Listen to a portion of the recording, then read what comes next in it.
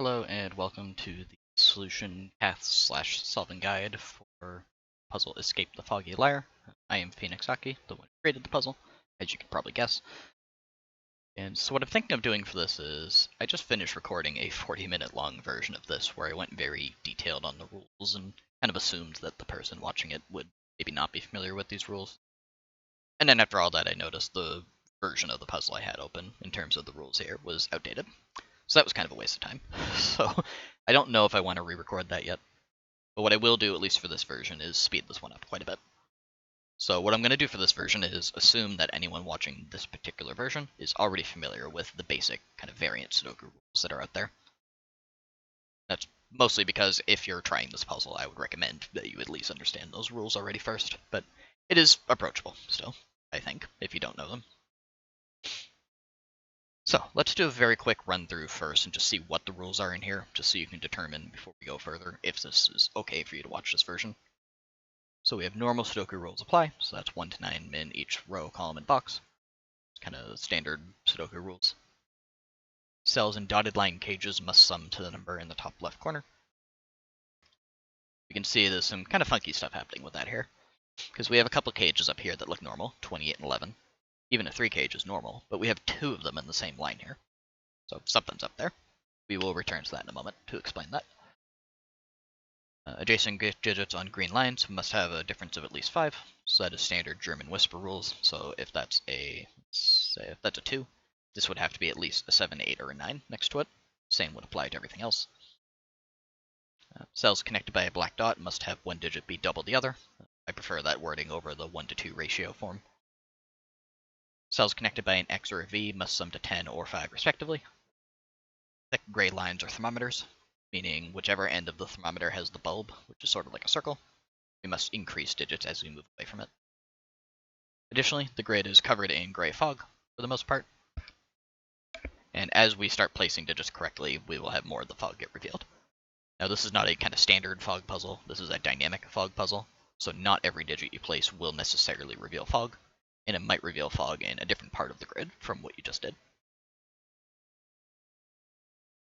There's also a note that some of the cells have green arrows on their edges or corners. Those are purely cosmetic. Whenever one appears, I'll try to remember to point it out. So now we have a new rule at the end. So this does require a bit more explanation, just because it's new. And this will explain the wackiness going on up top. So this rule I made up for this is called a liar line, and we'll have a couple of them in the puzzle. So cages touched by a liar line may or may not sum to their given total. So that is saying, let's say this 28 cage here. This might not actually be a 28 cage. It might be 27. It could be 30 for all we know. The point is it may or may not be telling the truth. We can already make some deductions based on that. I will kind of pause there so I don't start solving the puzzle too quick, but I would say, let's look at the remaining here. The number of lying cages per liar line is specified by the grid's central digit. So meaning whatever this number is, say that was a 3, that would mean 3 of these cages are lying. It wouldn't tell us what order, but it would say that 1 is truthful, 3 are liars.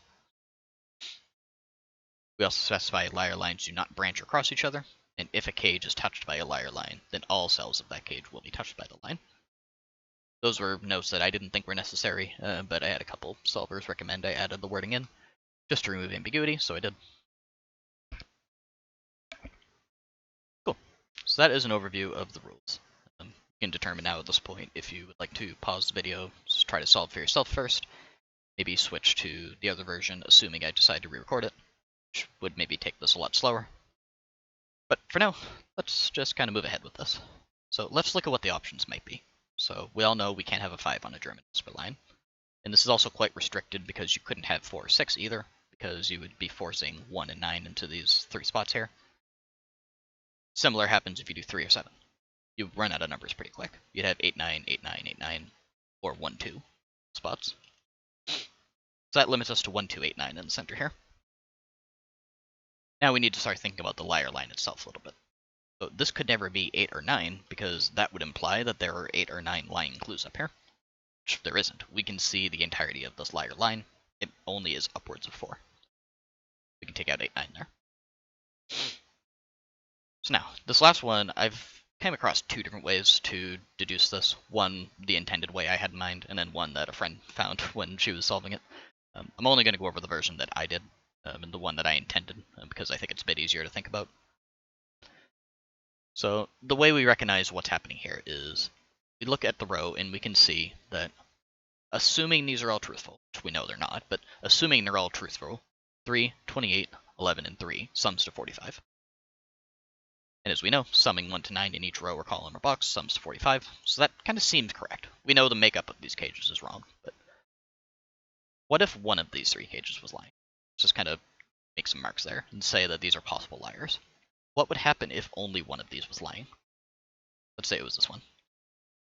Well, what that would mean is the other three are being truthful. We mark those green now. That would imply 3, 11, and 28 would be totally truthful. We would have some combination of ways to make that. What that would mean is these three truthful cages would sum to 42, which would mean whatever's left here must be a 3. And we can't do that because we predicated this on saying that this must be lying, it can't be a 3. So that is a contradiction. I guess I'll briefly mention the other way that my friend noticed for this was if you assume that one of the three cages is truthful and not both, that immediately makes the line not possible to fill, because you cannot fill the 28 and 11 cages if you're using the 3 here. You can take the effort to yourself if you want to iterate through why that is impossible, but that's another way to look at it. So now, that doesn't tell us exactly which cages are lying here, but it's telling us that at least something else must be lying too. It can't just be one of the three cages, which means the answer must be 2. Cool. So that gives us a new cage over here. It also gives us the beginning of another liar line down here, or maybe the midpoint. We can't exactly see it. And now this cage is not touched by a liar line. Remember, the rule says that if a cage is touched by a line, then all cells of the cage will be touched by it, which means we're not going to just suddenly have like another 4th cell appear out of nowhere here. For one, we can see the cage entirely, but if we were to have a liar line through it, it would be touching all parts of the cage. So this is a 9 cage with a V in it, so that must sum to 5 there, which means this must be a 4. Take out the 1, 4 there. That gives us the appearance of another part of a line here. It also gives us a new 6 cage up here. Now, you notice that the bottom part of this is not cut off here, meaning this must go down to at least here. And this deduction is predicated on recognizing that you could not have the 6 cage grow any further, because you can't make 6 in 4 cells. It has to be at most 3, which means that must be 1, 2, 3 in some order. And that seems a little weird because, well, what now? That didn't give us a new digit, that didn't give us new fog information at all. Believe it or not, this is enough to work out what is happening in the top row now. And this is just kind of classic Sudoku now, at this point, combined with the liar logic. We have a 2, 3, 4 cage here, which means nothing else in this column can be 2, 3, or 4, which includes these 3 cages. So we can say that must be lying, because it can't be a 3. That also must be lying, because it can't be 3. We can do the same over here. We have 1, 2, 3 in the column. We don't know what's happening in the rest of the column. We can certainly at least say this could not be a 3. Just based on the 6 cage there. Remember, we have 2 liars per line, which means we now work those out, which means we can safely say the 28 and 11 must be truthful.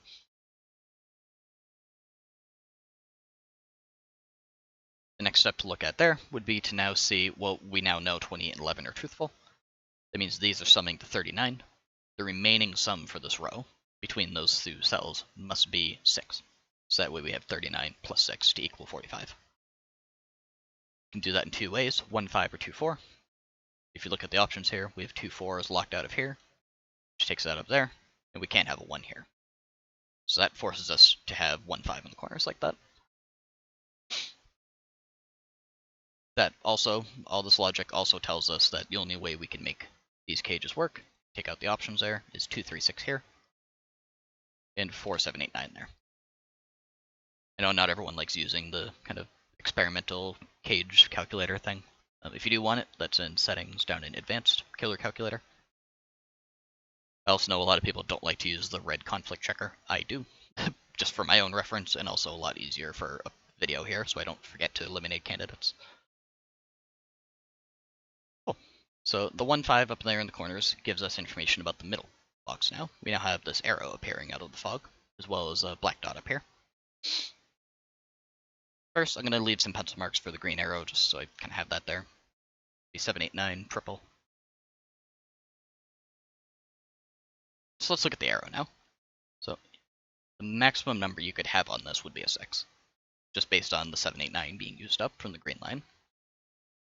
If we did have a 6 there, it would have to go with a 1 and a 3, just because we've used up the 2. You can't have that. 6, 3, and 1 equals 10. Even if this is the circle here, well, you can't have that. So this must not have a 6 in it. Actually erase that. So it must be made up of some combination of 1, 3, 4, and 5. Now there's a couple ways we can look at that as options. You can see that it must have a 1 and a 3 at minimum. Just because if you try to do more than that, 3, 4, 5 together, then you overshoot and go up to 10. So it must have a 1 in it. As soon as you put the 1 in it, you also have to have a 3 in it, because 1, 4, and 5 would also be too much. So we can at least say that much. You can see, well, if it's 1, 3, 4, this could be a sum of 8. If it's 1, 3, 5, it could be a sum of 9. There's also an additional option here that a lot of people might overlook, which is kind of intentional. I designed it this way specifically, that this doesn't have to necessarily be the circle for the arrow here. If this was 1, 3, 4, sure, this might sum to 8, but this might just be a 1, and this circle might be somewhere else. So if we look at the options here, take in the fact that we have a black dot. You can't have a 9 on a black dot, because you can't cut that in half or double it. If you put an 8 there, this would need to be a 4. Maybe pause for a moment and think about why that may or may not work. Maybe guess from tone of voice that it doesn't work. That's because if we have a 4 here, we would need to have 9s on both sides to be 5 away from 4. That doesn't work. That leaves us with one option. That is that this must be a 1, 3, 4 arrow. We can take out the 5. With a 1 here, give us a sum of 9, which forces the 1 there. That shows us the circle must be over here. And now we're going to get a bunch of information out of this, because we can now kind of fill in the black dot here. This is a green line, that must have a 7, 8, 9 there. That out. 1 there. This must be a 3 now. 3 there forces the 3 in the 11 cage up here. 9 now must go over here. That 3 up here is going to resolve the arrow for us. 1, 3. Another thing to recognize is 2, 6 pair up in box 3 here, means that can't be a 2. Use some options here. We have 4, 7, 8, 9 remaining. We also have a 4, 7, 8 triple here with the 1, 3, 1, 2, 3, 9, so that leaves us with 5, 6. Cool. So that gave us a bunch of digits here. There's also a 5, 6 pair here, we can take note of. We got a bunch of stuff now. And most, if not all of this liar line is also revealed now. So we haven't looked at this very much. We know that this can't be a 3. We don't know if this could be 1 or not yet. It certainly seems possible to be a 1. Gotta leave that as a, not 4. Liar, possible truther like that. Now, similar to the 6 cage up here, where we had it kind of poking into the darkness, the 7 cage is doing the same. You can see the liar line must go through here. Remember, the rule also says liar lines don't branch, so this must be a straight line. We're not going to have the liar line suddenly turn and branch apart here into another part of the grid. That tells us this must be exactly 3 cells, because you can't make 7 in more than 3 cells. And if so, it must be 1, 2, 4. It's the only way to do it. You notice, we can't put 1, 2, or 4 into this bottom cell here. So that means the 7 cage must be a liar. If you leave pencil marks on this earlier, you can deduce this. Not earlier, but you can deduce it in a slightly different way, using corner marks if you do that earlier. But anyways, we see that this can't be telling the truth. Neither can this. That means this 1 cage must be truthful. Put the 1 there. That gives us the edge of this little thermometer here, which we don't know exactly where it's going. Maybe it zigzags all over the place, who knows. But we can at least say there must be a 10 here, or summing to 10. Now, personally, when I see these, I kind of just tend to put every number there and just kind of iterate through the options. I find that's the easiest way to do it. Take out 1 and 9 there, 2 and 8, and the other direction 2. We also have a 5, 6 pair, which means you can't have 6, 4 in either direction. So now pause for a moment and see if you can see what the option must be, because it is reduced down to only one actual valid option now. And the way to realize that is, again, this is the thermometer. We have to be increasing as we go downwards. Now, we don't know where the bulb is, but we can see this is the end of the thermometer. So you could not have 9 followed by 1 here. That's going in the wrong direction. That gives us 3, 7. And again, thermometer tells us the order of that. We must have 3 followed by 7. That leaves us with this being either a 1 or a 2. Must be a 1. There's our thermometer. This now gives the rest of this column can be pretty much worked out now. I think fully. Because now none of these can be 7. That forces an 8 there. We're here, 7 there. Takes out 4, 7 over there. That gives us a 9, 8, and a 7. That 7 gives us a whole bunch of information here. We'll look at that in a minute. Takes out the 8 there and forces an 8 down here. Cool. So we can do a little more work up in the top couple rows here. I'm going to look down at the arrow first for a second. So let's think about the arrow. We have 1, 2, 3 is the minimum we could have here. Don't know the exact layout that would be, but if we had 1, 2, 3 as the bare minimum, this would need to be at least a 6. So must be 6, 7, 8, 9. Now there's a lot of ways we can look at this. The only thing we can really say initially is that we can't have anything bigger than 6. Because if you have a 7 on here, again, think about the minimum. 1, 2, and 7 would be the smallest you can do, and that would be 10. You can't have in a circle. So at most, you can have a 6. But we can also do a little better. We can take out the 6, because think about what that would look like. If you had a 6, that would have to be paired with a 1 and a 2 to make 9 total. 1, 2, 6 would completely break this cell up here. You could not have the arrow be 1, 2, 6. Take out 6 as well. We take out these other options, candidates as well. Problem is that's still really ambiguous. We could still do basically anything on this arrow, so that's not quite enough information yet. So let's now go back up to the top 3 rows. I just wanted to have that all kind of prepared first. So we have a thermometer here that we didn't use yet. There must be an 8 among one of these 2 spots. And you certainly cannot have it on the left because there wouldn't be anything bigger to put on it over here. So let's take that. This means this row is almost complete now. We need, I believe it's 4, 5, 6, 7. Take out the 4 from there. This middle row here. We already have 1, 8, 9 used up here, so we need 2, 7, 9, I believe. Not 9. Yeah. Should have left notes for myself here. So this, believe it or not, is a naked single because we have 2, 3, 4 down here. Can't have 2, 3, 4. So that must be a 7. That takes out the 7 from those options. That's going to do a lot of work here. So that now takes out the 7 there, forces the 7 down here. That's going to give us pretty critical information now in the bottom area of the grid. We can do a little better up here though. We have 4, 9 now. We can take out the 4 from there. Actually, that's all we can do for now. This also revealed black dot here, which I've been finding a lot of people miss this when they're doing the solve. Probably because it's just so much information everywhere. But you cannot have a 5 on the black dot. Same logic that we use for the 9 up there. So 6 and 3. So that's the only thing you can pair with a 6. It's 5, 2, and 3. 3. That takes out 6 and 7 as an option. Cuts out some of the candidates here. So that leaves us with only, I believe, 2 options. Let me look at my here. Yeah. So we could either have this be 1 with a 2 and a 5 underneath to make it 8. Or we could have a 2, 3, 4. We have the 3 up top and then 2, 4 down there. So one thing to notice is either way we have a 2 down here. It's either 2, 4 with a 3 or it's 2, 5 with a 1. So that resolves this up there. That doesn't really actually help us much here, but it's at least something you can take note of. So the way to work this out is probably, I would say, the hardest part of the puzzle, but it is also my favorite deduction in it. I wish I could claim credit for it. I mean, obviously I set the puzzle, but I was just kind of looking for a combination of cages to put on this line here that would make it interesting. I just kind of put these numbers in, tried it out, and was like, oh, this actually works well. So, to figure out what's happening on the arrow, we need to look at the liar line here. For starters, we can see, just like with the other 3 cages, this must be lying because we have a 3 up here. But let's kind of iterate through the options here for the 11 and 13, see if we can work out which one is which.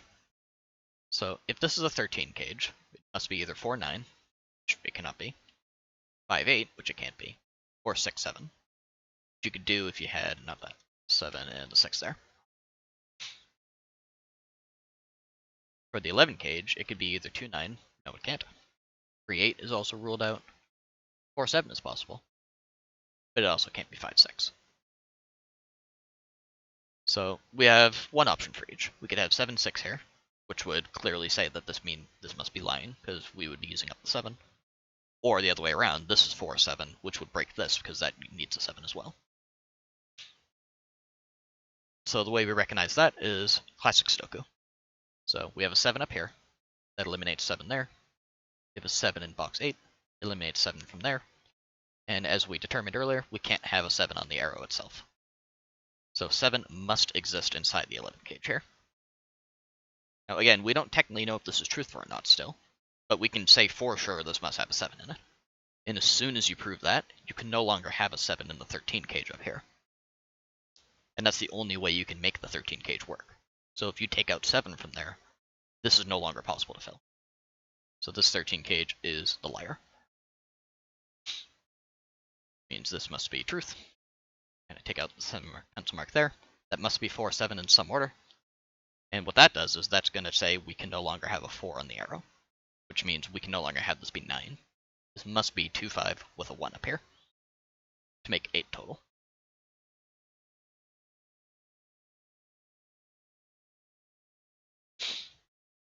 Right.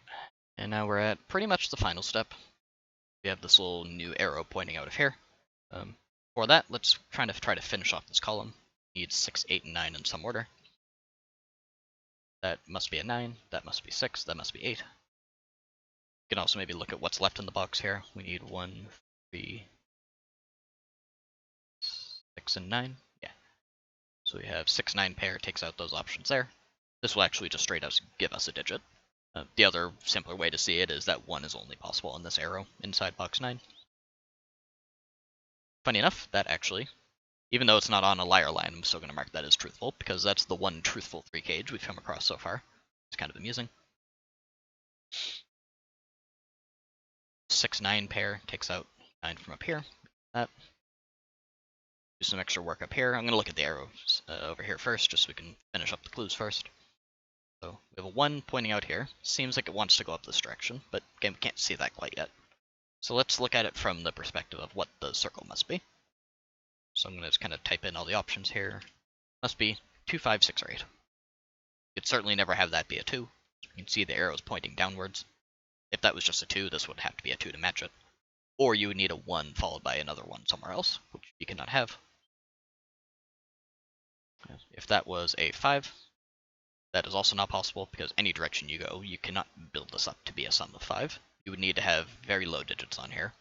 No more than that. You'd have to have a 2, followed by some other really low digit somewhere, and no matter where you go, you're surrounded by 1, 2, 3s pretty much everywhere. Or 6, 9 like this. So that can't be a 5. We have 6, 8 here.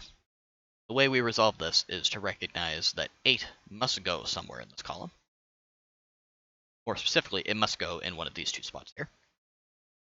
So if you put a 6 up in the circle, you would not be able to put an 8 underneath it on its own arrow, because that would mean 8 is summing up to 6, which certainly can't happen. So this top cell must be the 8. Take that out from there. I'm hoping this trips people up a little bit. I kind of intentionally designed these arrows to look like it was one arrow coming this way, but in reality have it actually be these 2 separate ones, just to kind of show off the power of fog a little bit. So it's all going to be classic Sudoku from here. This will be pretty easy. I'm just going to kind of run through this quick, just because this clearly can't be a 9. So that must be 6 and 2, 5 and 2, 9. 5 here? Not really good at scanning grids like this. 4 and 7. I'm more the type to just kind of smash all the candidates into each cell at this point and just do it quick, but let's look at the options for here. Do that approach here. That must be 4, 5, 6, 9. Can't have it be there to make 4. Can't have that be a 4 to make 5. Could have that be 5 to make 6. And you cannot have it be an 8 to make 9. So that must be 5, 6. 4 and 9 here. There. 6 and 5. This row is missing a 5.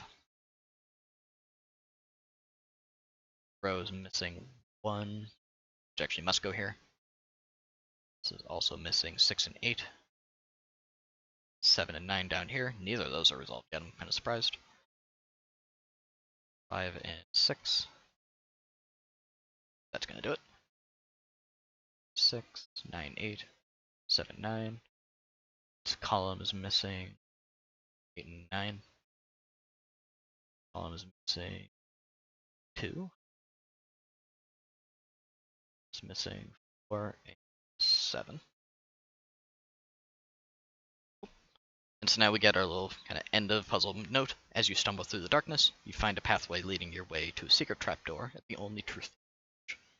Follow the green arrows across the grid to continue your escape. And that is what the inspiration for the solution code for the puzzle is on Logic Masters Germany. I think a lot of people were like, why is it so long? Because like it's 18 digits, I get it, fair. But the problem with doing it otherwise was that there's 2 arrows at the end that pop up at the end.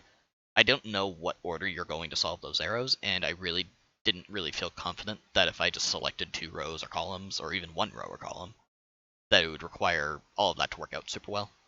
I also had the cosmetic arrows baked in anyways for the path, so I figured why not use that, because that guarantees you could only ever get this path, and thus the code, if it was 100% done. With the arrows, I don't know for sure about that. So yeah, hope you enjoyed.